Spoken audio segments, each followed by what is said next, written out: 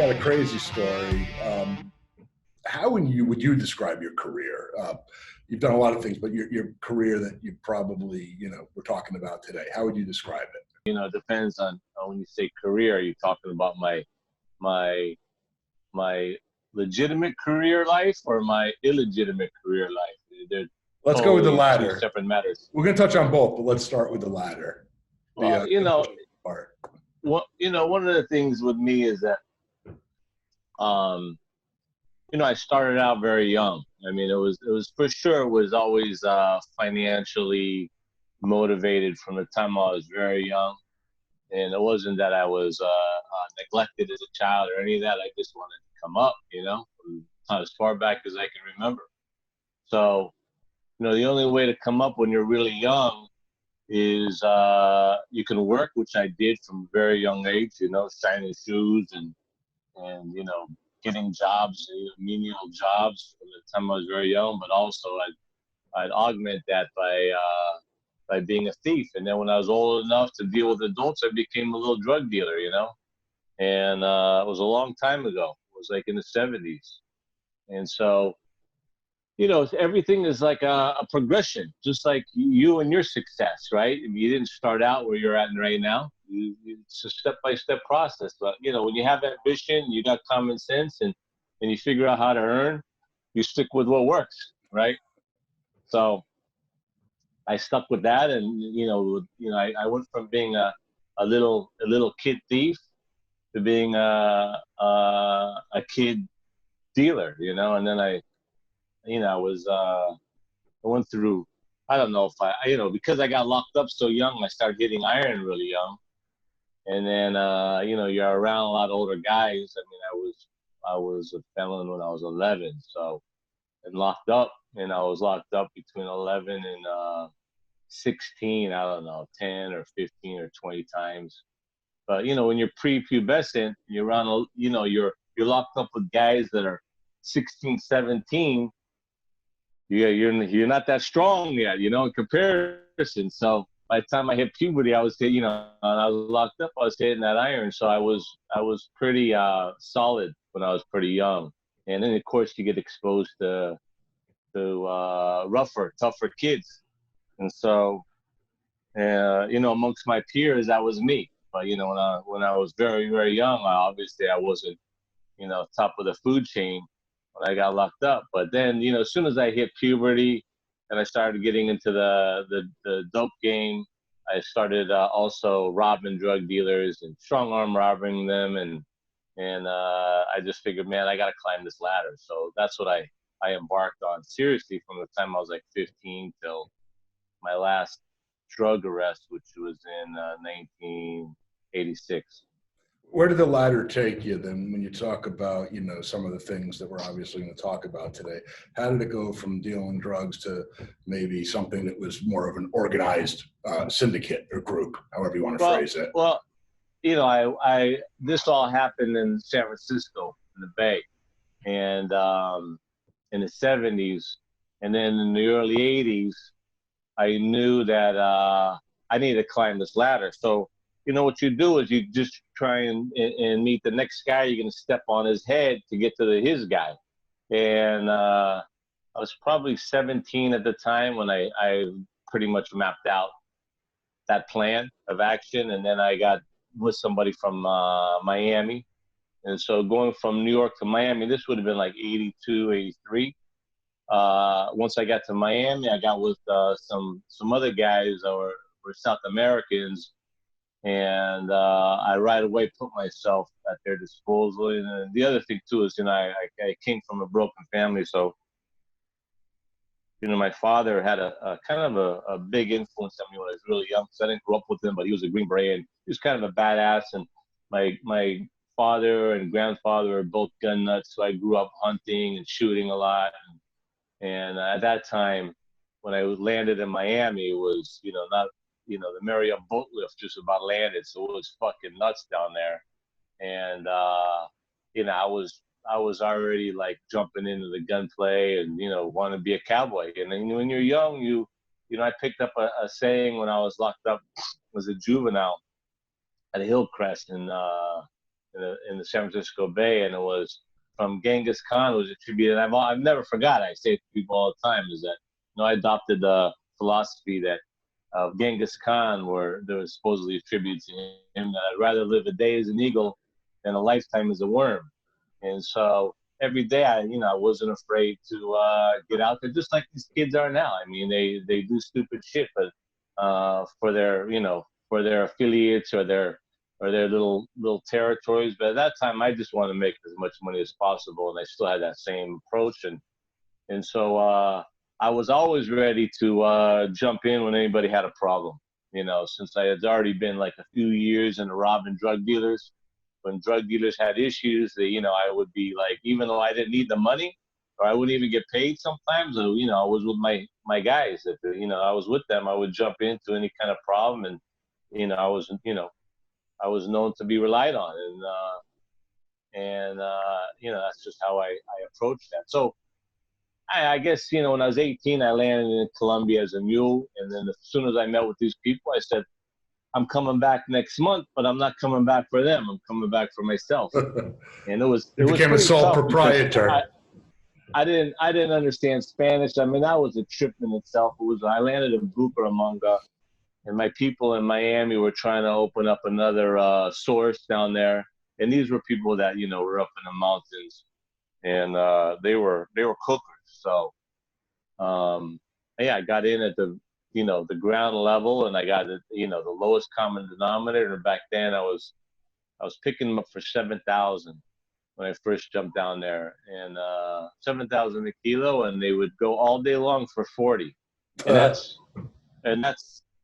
you could even cut a step on a little bit, not too much. If you're moving keys, you can maybe step on like 20 or 30%, but they were going all day long for 40. And I was getting them it went from where you'd make like 5,000 a key moving them in the U.S. to, literally making 25 after all the expenses, 25 to 30 a key after all the expenses of getting them back and moving them. So when was the jump into whether you call it the Mafia or the mob? When did that officially happen? And you said I'm working with the Mafia. Well, yeah, I mean, if you're asking me about my past, dude, there's a chronology of mental steps that brought me to my last case and the last group of guys I was running with. But it started out as I told you, and then my next my big break insofar as the first real money I made was definitely with Colombians, and I had actually quite large distribution, Miami, Philly, and San Francisco, and then lesser extent Hawaii. But I think I had a big market share of Hawaii on the Waikiki back in that period of the 80s, but they didn't, wasn't that much volume. But yeah, no, I mean, that's where that was. And then, I mean, so you gotta separate the two with me, there's the Colombian faction and the Colombian years. And then there was the post-Columbian, and that was the last when I was locked up in the 80s. The cocaine industry was very much changed those years I was locked up, where the prices dropped to half, and there was no more there were a lot less small and mid-level guys rather than the massive guys that were bringing in tons. And crack came out too, and that was kind of that poured water on everybody's parade, because before that it was freaking awesome. I mean, the scene was awesome. I was the only guy in San Francisco. I had the whole Pacific Stock Exchange. This is an options, it's the options market there. I had 3 guys there they were moving probably a key every 2 or 3 days, and those guys are consuming it all on that floor, man. It was, but that's what the scene was. It was a lot of fun back then, and everybody was doing it. And then crack came out, and all of a sudden it became low class, and nobody wants to sit there with a crack pipe. And everybody heard about Richard Pryor, before then, and we called that freebase, and that shit was gnarly. I didn't I didn't like that. It was no Yeah. fun. I'd never been a user anyway, but I've been around it for, So you're right up there with Nancy Reagan saying, just say no. Like, this crack is bad, man. It's bad for like Yeah. business and kids and life. And like, you're the just say no Well, poster boy. well, actually, what had happened was I saw that, and some things had happened when I was in New York, and at MCC New York, and Otisville, and Lewisburg. These are all prisons, right? Because most people don't know. Yeah. These are federal Yeah. penitentiaries that you were in. MCC New York, that's where that's where the Southern District in New York. That's their pretrial facility, Right. and it's for Manhattan and Brooklyn. Yeah. Otisville is a FCI, it's medium security prison, and Lewisburg is a USP, it's United States Penitentiary. And so, when I was there, something had happened, but I don't know. I mean, I'm missing a few pretty, I would say. Well, we could go back to them. I mean, there's some things that transpired before then that pretty much brought me to my path later in life, and we can recircle on that. But anyway, so what happened was I got pinched in 1985 in Panama. I don't know if you remember me telling you this. I do. And and it was a few keys. I don't remember. It was like, I don't know.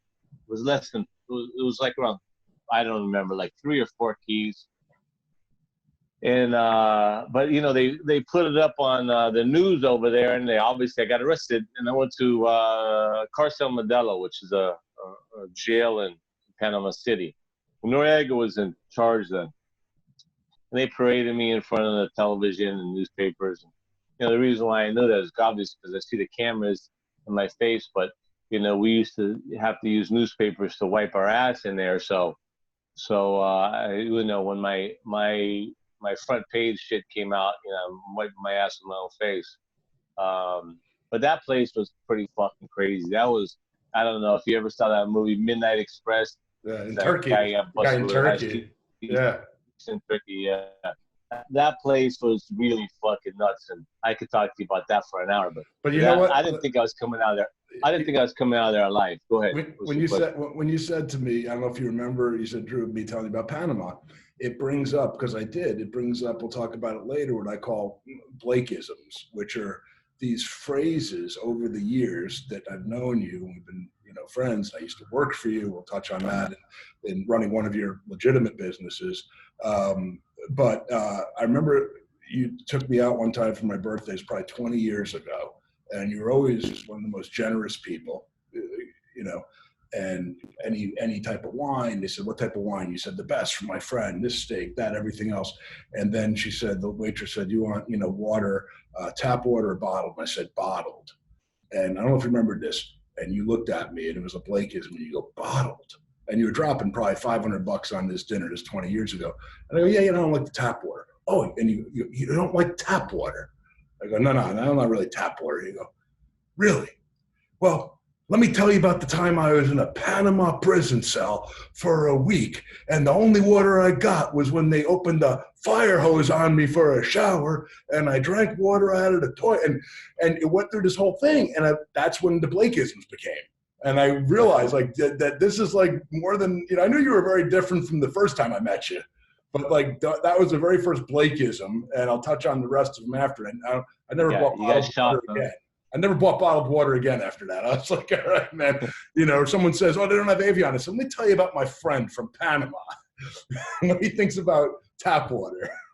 So I remember that. Yeah. So I mean, it was the first week I just went into this fucking dungeon, and that was bad. And I didn't think I was gonna come out of there alive because. You wouldn't call it food that they give you, and like you said, you're shitting and pissing in the corner, and that shit overflows to where you sleep. It's nasty in there. So, at any rate, I did get out of there because when I finally was able to get a contact with the outside world, the city, and then I was able to get in touch with my people. I was able to get my money down there, and I was out fucking quick. As soon as that happened, I was out quick. So I wasn't in there very long, but for about 3 weeks, I didn't think, or 4 weeks, I didn't think I was going to come out of there alive.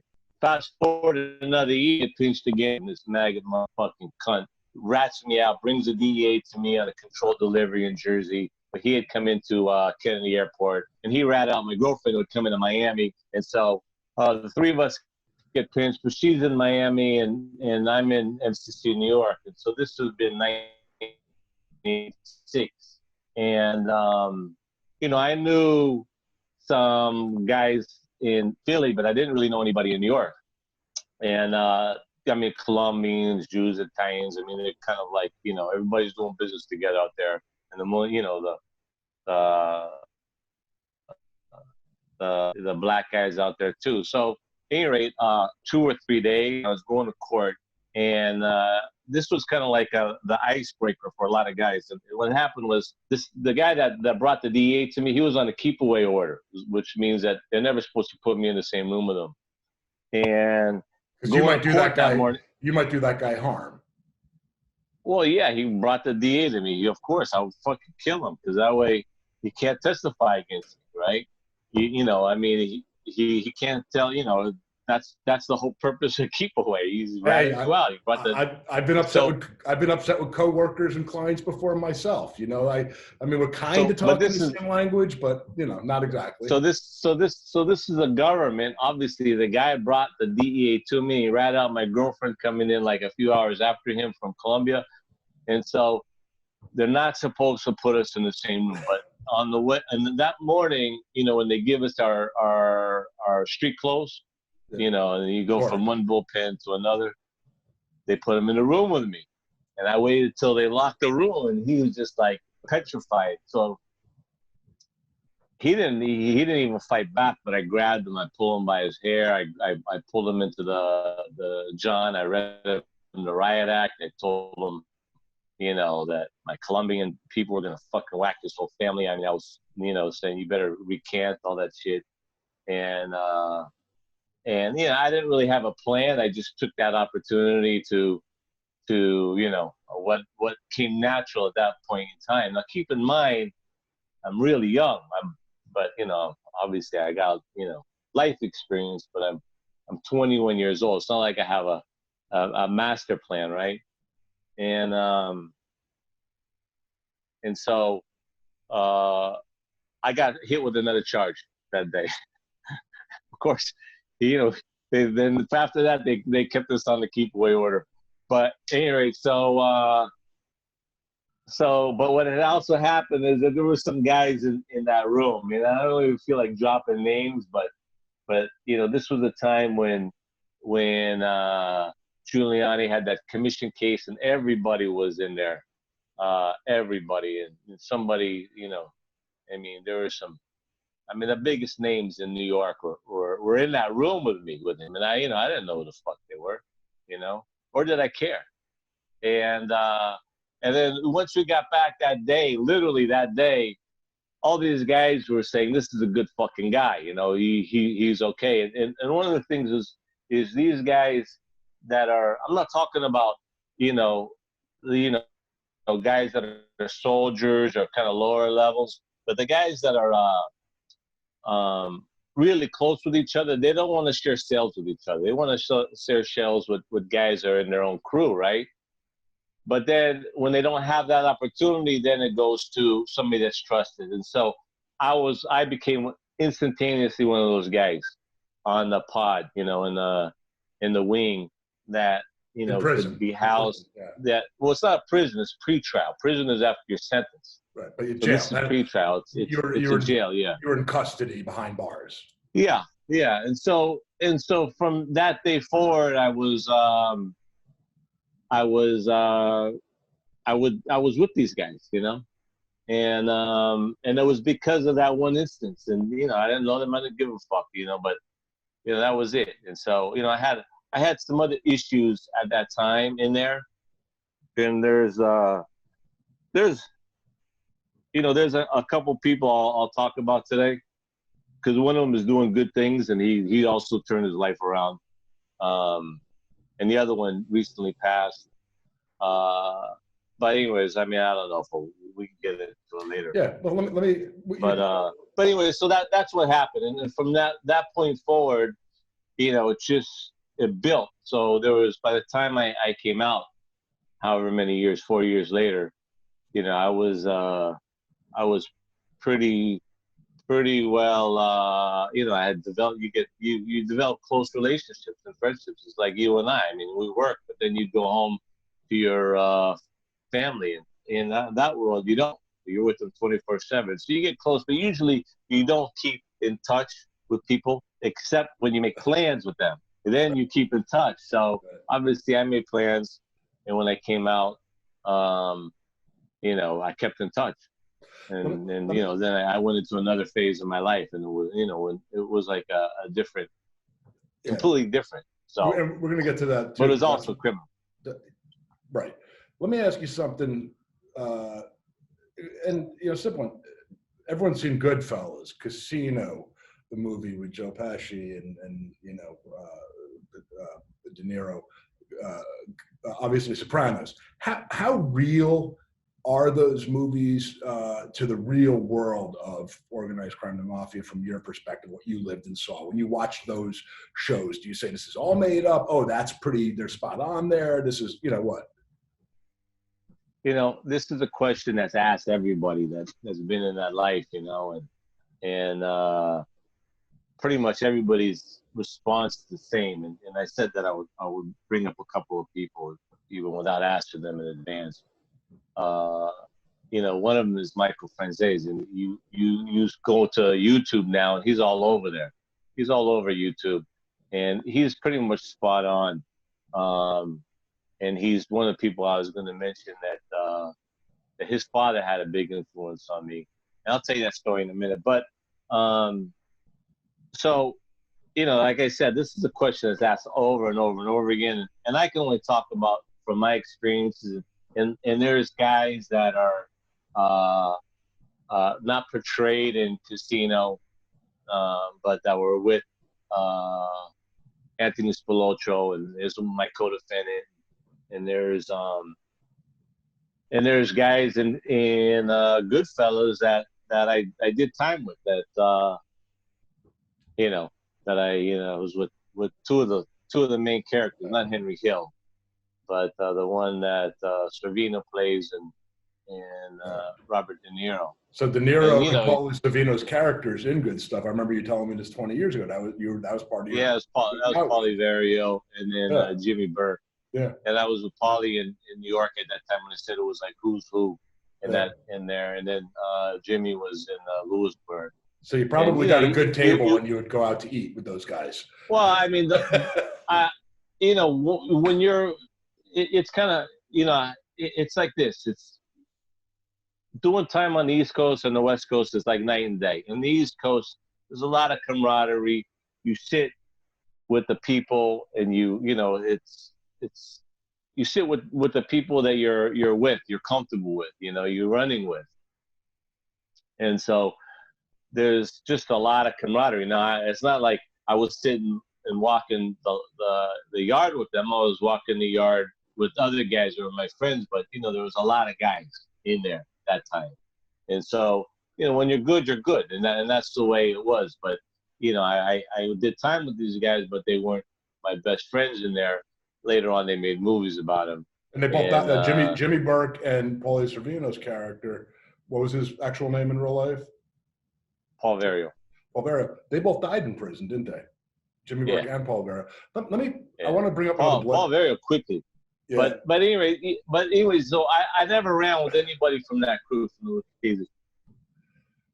I never did in my life. I was running with guys from 3 other crews in New York. But anyways, long story short is that if you condense a life into 2 hours, it's hard to really show all of the bad and the ugly. You can show the good part in 2 hours. You can show some of the really bad and some of the really ugly, but you can't show all of it, And I would say that obviously this guy, what's that director's name that did those movies? Scorsese. Martin Scorsese. I was locked up in the state in California when Casino came out, and I had the rabbi bring that movie in because it came out and nobody's watched it, but they brought it in for me. And so I watched it, and when I got to the end of Casino, I was telling them, I said, everything about this movie is spot on except one thing. And that is that, when you're doing heavy work, there's like a gallows humor. It's the same thing in the military with cops. When shit goes down and it gets, nasty, guys aren't like angry really about it, unless somebody is, fighting back. But, when they took the Spilotro brothers out to that cornfield in that scene, and they're acting like they're all fucking angry, it wouldn't have gone down like that. Those guys there would have been major gallows humor. Like laughing and having humor and fun over it. Yeah, exactly. There would have been gallows humor in that scene, and not like that kind of anger. Maybe one guy who he might have, whacked his cousin's, nephew or someone like that. I mean, I'm just talking out my ass. He might have been really upset, but everybody else, I mean, they've been together. He might have been told, hey, listen, you got to look the other way because you can't touch him. And that guy might have been upset, but not everybody angry with him, That was the only thing about that movie that was bullshit. It would have been gallows humor. That goes down like that. You and I were having breakfast one time, a work breakfast in West Hollywood somewhere before the office opened, this business that you own. And I remember, you saying, hey, so-and-so was upset yesterday, take him out for coffee, take him out for lunch, do this, and that. And I said, okay.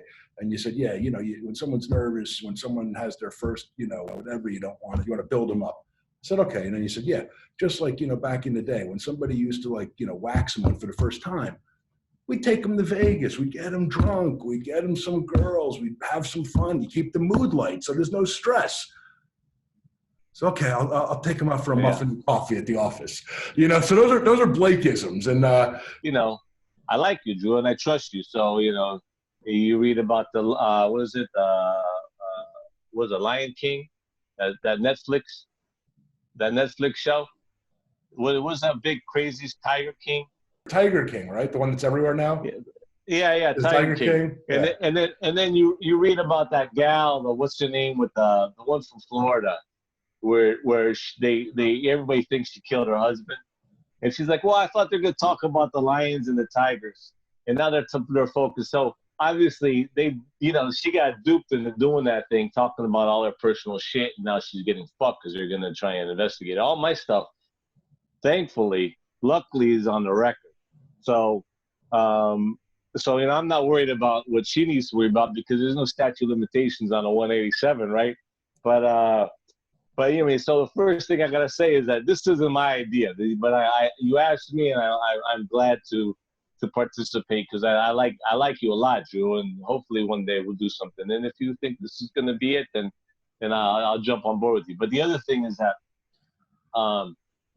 I did plead guilty to murder for hire in one instance, but I wouldn't have said that that's what I did for a living, because what I did for a living was I was a career criminal. I was a racketeer. And I understand how, this is just nuances, but I understand that, people listening to this may not understand the difference, but I do. And it's kind of important for me to clear this up. And that is that even though I had done that, it wasn't the source of my income. Every day I was running a crew, and I had a lot of different income sources that were all were all felonies, but that wasn't my main thing. And like I said, it went back to my teen years when I was running with these Colombians, that I just had big balls and I wasn't afraid to die, and I wasn't afraid to go into battle. Like we used to say back then. You can walk through that valley of death and, fear no evil, man. I just didn't fear it from a very young age. I kind of conquered that. And so, I was always the go-to guy. Not only could I earn, and like you said, I ran a legitimate business afterwards, and my personality is such that, I'm not somebody that could ever work for anybody. I never have since I was a teenager. I haven't had a job, working for anybody. So, well, let's talk about that. But it wasn't. But that wasn't like I was hired out, and that was who I was. I was that's not the case. you know. Yep. So 100%. And let's shift over to that, because really, again, and I said this to some of the folks here, he said, why are you doing this story? And I asked you 20 years ago when we were chatting, I said, you got to tell the story one day. And you said the same thing. I would never tell the story for different reasons. And it wasn't until a few days ago where I said, now could be a good time.